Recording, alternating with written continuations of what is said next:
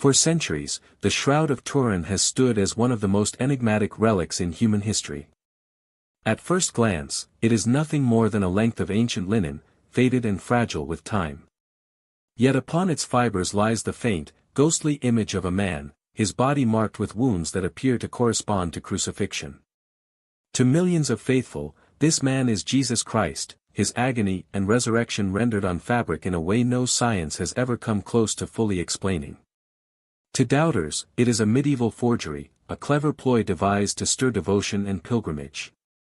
Between these two poles, however, is a landscape of mystery, argument, and discovery that has refused to settle for more than 7 centuries. And then, with the arrival of artificial intelligence, the secrets of the shroud have become even more profound instead of being solved. What happened when modern algorithms were used on this relic left scientists not just stunned, but, for once, wordless.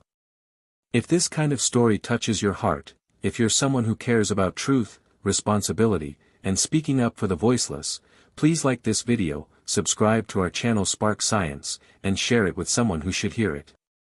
Let's get started. It was not the first time the shroud had been investigated.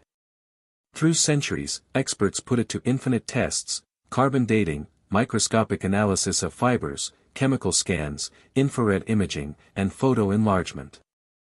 Every test yielded information, but not conclusiveness. The notorious 1988 carbon dating tests implied a medieval period of origin, in the 13th or 14th century, apparently verifying suspicions of a forgery. Those results were, however, challenged, as critics argued that the samples for testing were taken from a corner of the cloth that had been fire damaged and then restored. Subsequent tests revealed inconsistencies that called the validity of the first results into question. The shroud would not succumb to certainty, and thus it persisted in its state of liminality, an object suspended between faith and unbelief.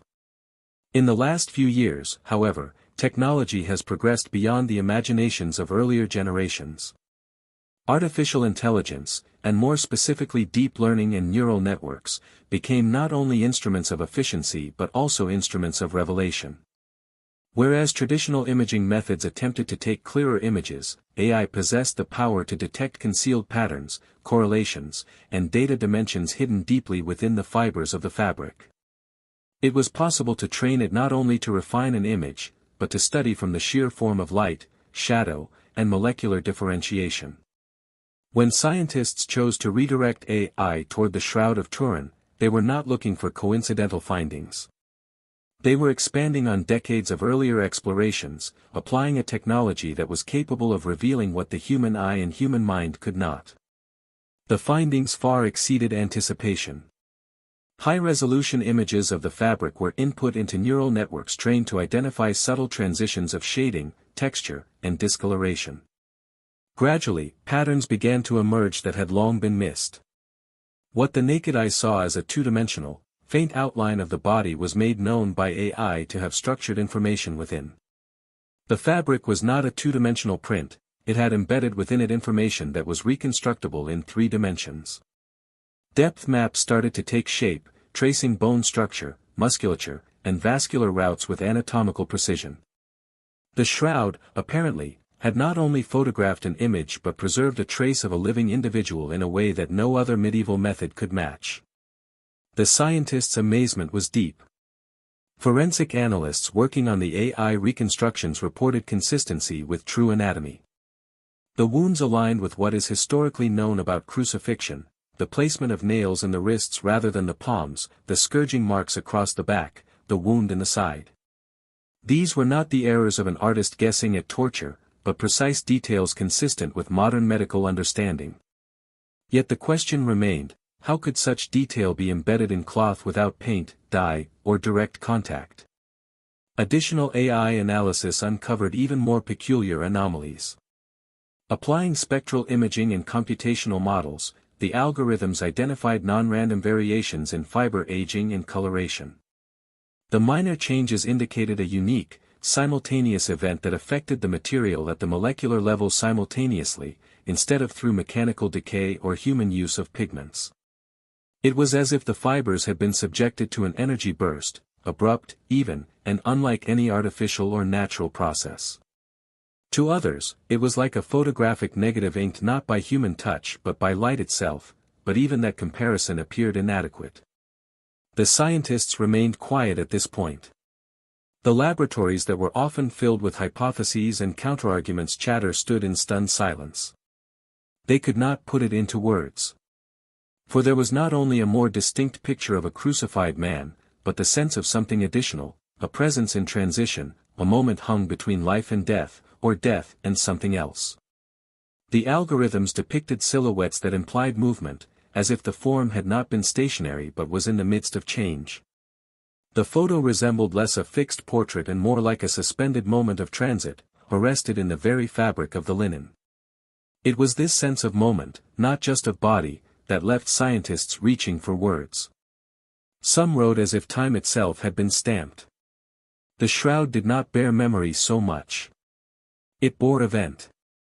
Not words, not artifice, but immediate echo of event. Historians were compelled to redefine what qualifies as a record.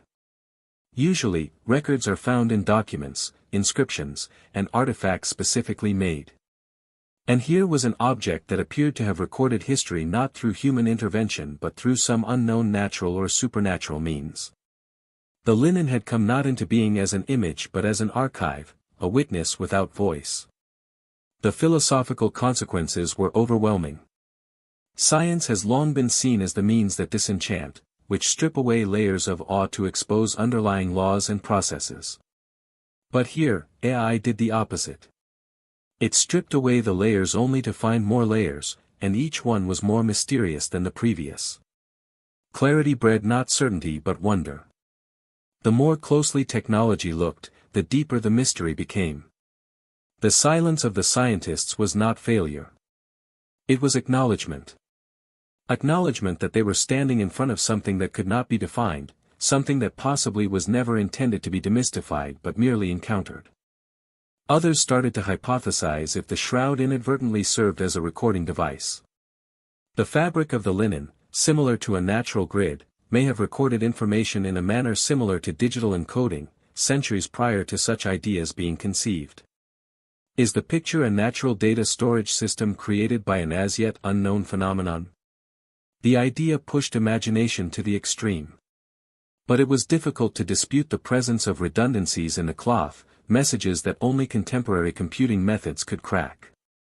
The spread of the news created ripple effects.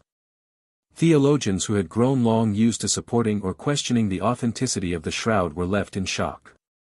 The AI disclosures did not confirm nor invalidate religion. They did not state the shroud was undeniably the burial cloth of Jesus Christ. But what they did was raise the discussion. No longer could the artifact be explained away as a medieval hoax. It had too much depth, too much cohesion, too much inexplicable detail. Faith was not validated or invalidated, it was deepened. Skeptics conceded to fascination. Believers had reason for greater awe. And those who fell in between saw the force of mystery to encompass doubt and devotion within its circle. Anthropologists watched how human cultures imbue objects with meaning and frequently turn base materials into vessels of transcendence. But in this case, the shroud transcended symbolism itself. Even to those without religious belief, AI discoveries provoked another kind of reverence. One did not require faith to be awed by a relic that seemed to contain a moment printed beyond human imitation. Forensic scientists also recognized the singularity of the evidence. They had never encountered a case in which cloth recorded anatomical accuracy without distortion, paint, or direct pressure. It was analog-free evidence, a sui generis category. Computer scientists, on the other hand, were astonished at how their algorithms, meant to sort and categorize, had functioned instead as interpreters between worlds, the visible and invisible, the material and immaterial. They started to ask themselves, how many more artifacts could hold quiet data waiting to be decoded? Would other relics, parchments, or ancient textiles hold hidden depth through the eyes of AI? Historians pondered the irony of it all. Medieval pilgrims used to approach the shroud with reverence, thinking that it was divine. Centuries afterward, skeptics tried to break it down with tests, labeling the image as a forgery. And now, in the age of technology, the most sophisticated tools man had created brought awe back in a surprising manner. Mystery had reasserted itself, even through the very tools meant to dispel it. The silence of the scientists in the moment of discovery is someday perhaps going to be looked back upon as historic. For in that silence was acknowledgement that at times discovery is not about answers, but about being in awe of enormity. It was a silence that was reverent, a silence that knew boundaries, a silence that accepted the inadequacy of language in the presence of mystery. The reverberations of this discovery keep spreading. Museums can start to scan artifacts and relics using AI, looking for unsuspected layers of meaning. Scholars can return to abandoned objects with renewed interest. Philosophers can argue about what it is to have an event itself stamped into material. Artists can find inspiration in a picture not made by human hand but still somehow real as a form of natural iconography. And theologians can go on to consider how technology might deepen instead of erode the feeling of the sacred. The Shroud of Turin persists, as ever, unsolved. It is not resolved whether it is genuine or fake. Its provenance is not established. But with AI, it has become something beyond a relic. It has become a mirror of humanity's greatest questions, concerning time, being, death, and the possibility of transgression. It connects the medieval and the modern, religion and science, piety and doubt. It says that not all truths must be explained. Some must be encountered with wonder. Ultimately, the Shroud's biggest secret is not what it reveals about history, but what it reveals about us. That even in a machine age, some secrets are still wrapped in silence. That discovery doesn't always take away marvel. Sometimes, it enhances it.